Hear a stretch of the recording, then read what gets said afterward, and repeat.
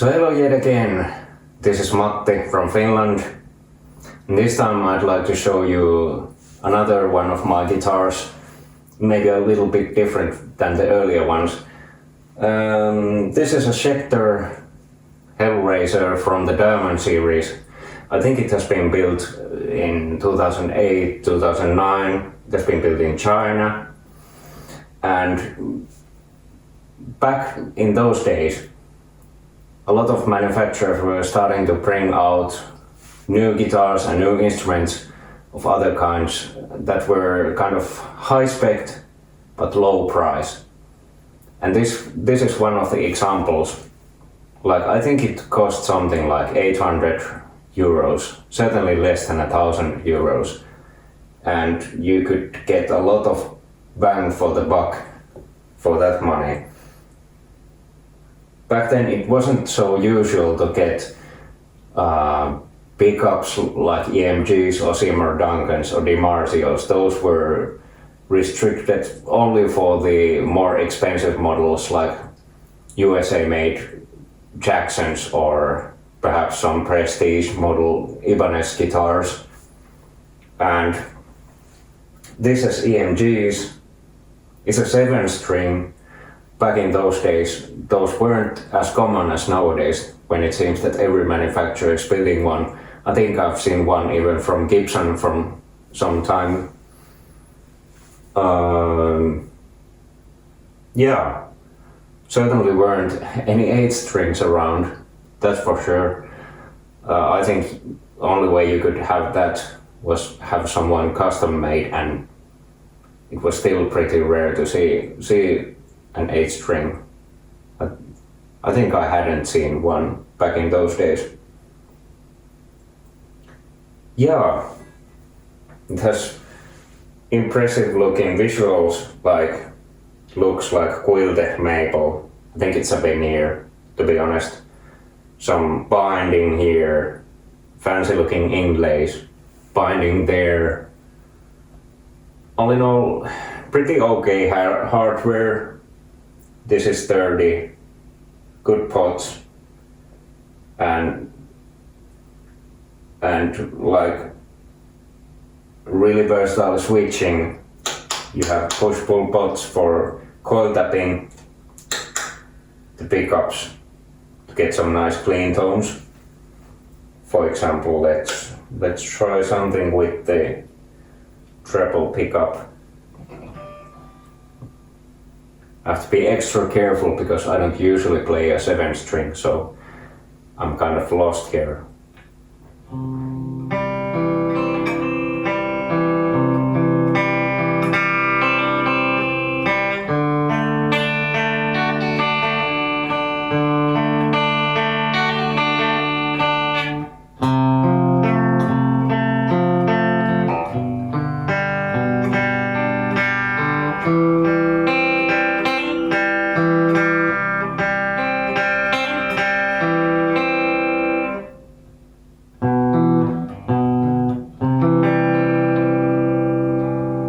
Yeah, getting a little bit lost there, but you can hear kind of, it's pretty dynamic to think, like for instance, I'm doing some low picking.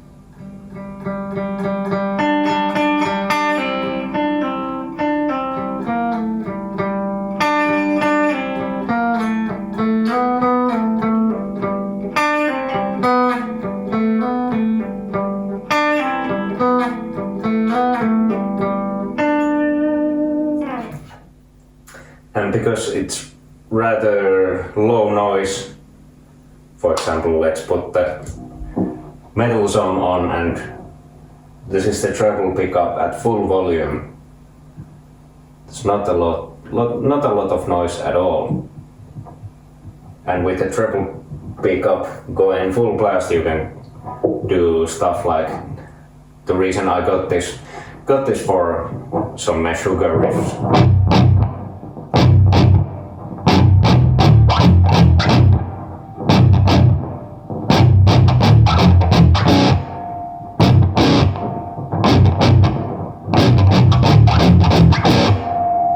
Hear that? That's a bit odd.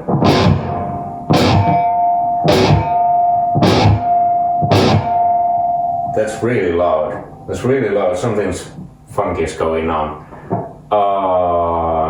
Maybe I've seen sometimes people put like a hairband here to make it so it doesn't ring here. So let's see if that's it. That's not it.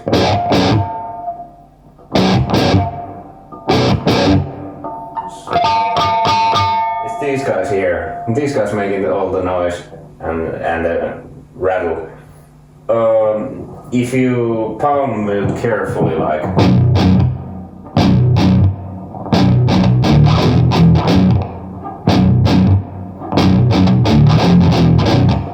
you don't get the noise, but you might want to put something like an, I don't know, sponge or something there if you're tracking. Yeah, so because it's so quiet, you can actually kind of do something a lot more dynamic or kind of something, let's say, emotional, savoring the notes a little bit. Like if we're doing with the neck pickup a little bit lower and with the overdrive on, you can do some melodic leads like.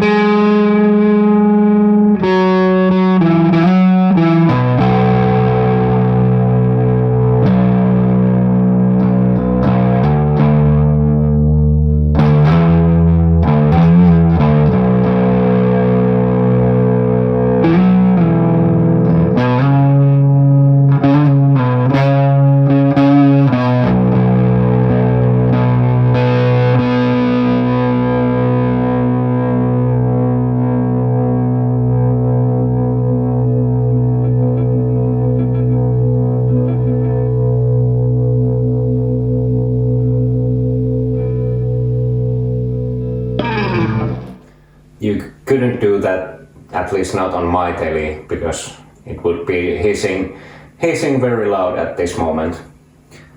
Yeah, so you can do lots of different things.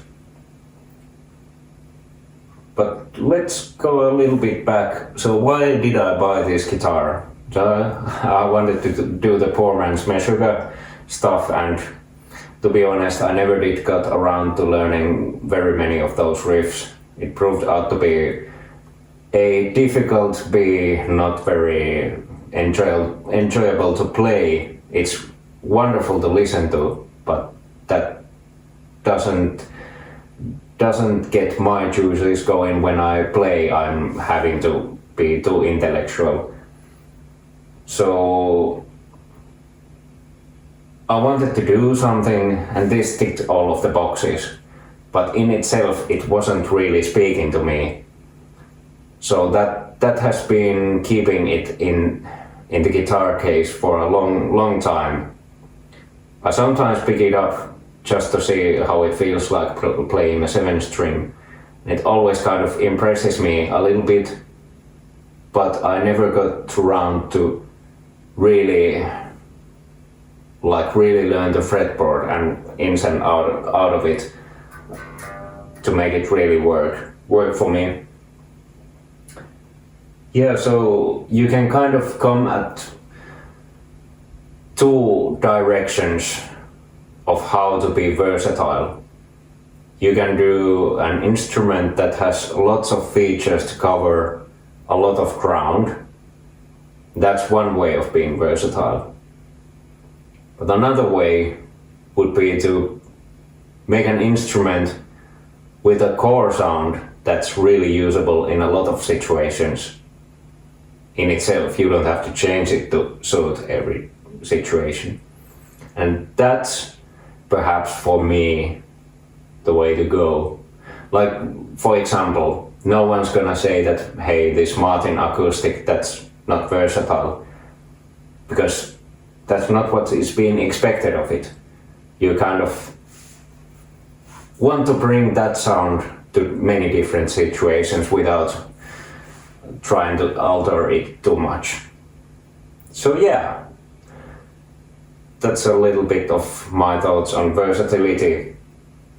And even though I'm not that super fan of this guitar, I think it's pretty good, and I'm not gonna get rid of it because, hey, you never know, you might want to track something, do some overdubs, or have a project where you need to bring in a 7-string or an extended range guitar, and this certainly fits the bill very well.